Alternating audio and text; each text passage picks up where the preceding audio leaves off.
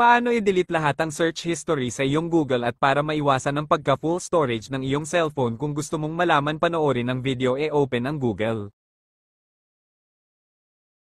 Pindutin ang iyong profile sa taas. Pumunta sa setting. Piliin ang privacy and safety. Pindutin ang search history.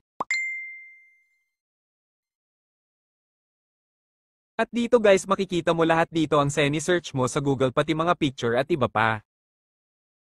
At kung gusto mong i-delete lahat pindutin mo lang ang delete.